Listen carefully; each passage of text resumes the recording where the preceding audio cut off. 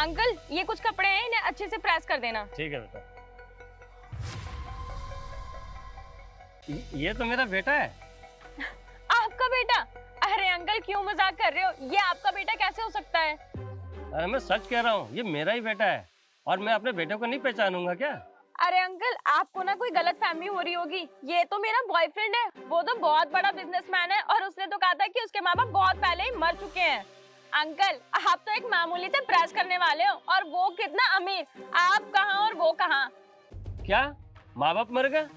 बेटी मैं जिंदा हूँ और मैं ही उसका बाप हूँ और उसकी माँ तो घर पर है। बेटी ये सच में मेरा ही बेटा है और इसने तुमसे झूठ क्यों बोला ये मुझे नहीं मालूम। ध्यान से देख के बताइए अंकल, क्या ये सच में आपका ही बेटा है? बेटी एक बाप अपने बच्चे को पहचानने में कभी भूल नहीं कर सकता। ये सच में ये मेरा ही बेटा है। लेकिन वो मुझसे झूठ क्यों बोलेगा? एक मिनट अंकल, मैं ना उसको कॉल करती हूँ, आप कुछ बोलना मत। हेलो। हेलो। हाँ बेबी। बेबी आज तो तुम कार लेने जाने वाले थे, तो मैंने सोचा कि मैं भी तुम्हारे साथ चलूं कार लेने।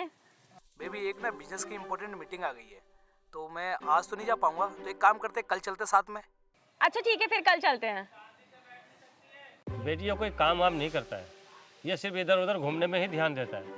आपका बेटा ना कोई और होगा जो सिर्फ घूमने फिरने में ध्यान देता होगा। पता नहीं बेटी वो ये सच्चाई क्यों छुपा रहा है।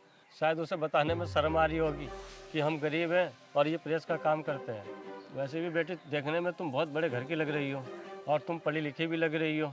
शायद हो सकता है कि इसी वजह से उसने ये बातों को छुपाया होगा। ठीक है अंकल, फिर आप इन कपड़ों को प्रेस कर देना, मैं कल आके ले जाऊंगी।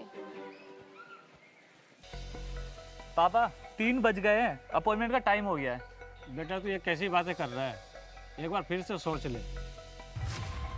अरे पापा इसमें सोचने वाली क्या बात है, एक किडनी तो बेचनी है और इसके बदले हमें 5 लाख रुपए मिल जाएंगे। सिर्फ थोड़ी देर का काम है, जल्दी वापस आ जाएंगे। चलो। इसका मतलब अंकल सच कह रहे थे, ये इनका ही बेटा है? तू ये कैसी बातें कर रहा है बेटा? अगर मैं एक किडनी बेच दूंगा तो मैं एक किडनी के सहारे कैसे जीऊँगा?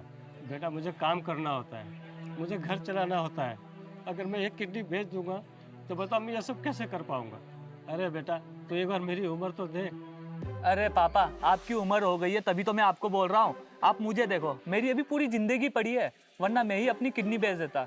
आप अपने आप को देखो, आप ज़्यादा से ज़्यादा 10 साल जियोगे बस। वैसे भी आप एक किडनी से आराम से 10 साल जी लोगे। टेंशन वाली कोई बात नहीं है, आप बस चलो मेरे साथ। बेटा तू एक कार के लिए अपने बाप की किडनी बेचना चाहता है?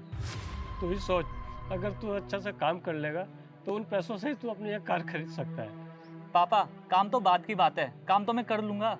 पापा मेरे जितने भी दोस्त यार है ना, उनके माँ बाप ने उनको 15 से 20 लाख की कार दिला रखी है। मैंने तो बस आपसे 5 लाख की कार मांगी है और मुझे पता है आपके पास उतने पैसे है नहीं।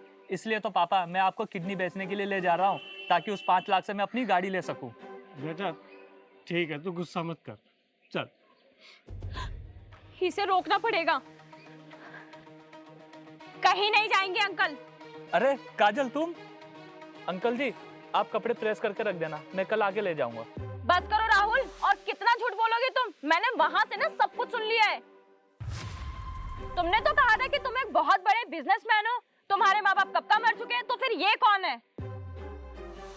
तुमने मुझसे झूठ बोला राहुल, मुझे इस चीज का दुख नहीं है। दुख तो मुझे इस बात का है कि तुम सिर्फ एक कार के लिए अपने पापा की किडनी बेचना चाहते हो। तुम्हें जरा से भी शर्म नहीं आई अपने पापा के साथ ऐसा करते हुए? काजल तुम नहीं समझोगी यार कि हमारी कंडीशन क्या है, ये हमें पता है। तुम तो अच्छी फैमिली से हो, तुम्हें क्या पता कि गरीबी क्या होती है। इन्हें बाप कहते हुए मुझे शर्म आती है। इसीलिए काजल मैंने ना कभी तुम्हें अपने माँ बाप के बारे में नहीं बताया। और तुम्हें मेरी फैमिली के बारे में पता है? एक टाइम पे ना हम भी बहुत गरीब हुआ करते थे। जब मैंने अपनी 12th क्लियर की ना, तो मैं किसी कॉलेज में नहीं गई, मैंने जॉब किया ताकि अपने पापा का साथ दे सकूं। क्योंकि मैंने ना अपने माँ बाप की गरीबी देखी है और उनका स्ट्रगल देखा है। लेकिन तुम ना ये सब समझोगे नहीं, तुम्हें तो बस अपने शौक पूरे करने के लिए अपने पापा की किडनी बेचनी है। तुम जिस बाप की किडनी बेचने चले थे ना, उनका तो तुम्हें शुक्रिया अदा करना चाहिए कि इस उम्र में भी वो काम कर रहे हैं और तुम्हें बैठा के खिला रहे हैं। सुनो, मुझे नहीं रहना तुम्हारे जैसे लड़के के साथ जो आज एक कार के लिए अपने पापा की किडनी बेच सकता है। हो सकता है कल को वो मुझे भी बेच दे पैसों के लिए। आइंदा से ना मुझसे मिलने की कोशिश मत करना। बेटा हॉस्पिटल जाना था ना? नहीं पापा अब हमें कहीं नहीं जाना, मुझे कोई कार वार नहीं चाहिए। पापा आप मुझे माफ़ कर दो, अब से मैं जॉब करूँगा और आपका पूरा साथ दूंगा। ठीक है बेटा, ये तो बहुत अच्छी बात है। अपने माँ बाप की कदर करो, क्योंकि माँ बाप ना अपने बच्चों की खुशी के लिए अपने आप को भी कुर्बान कर सकते हैं। वीडियो अच्छी लगी तो आगे भेजें। जय हिंद, जय भारत।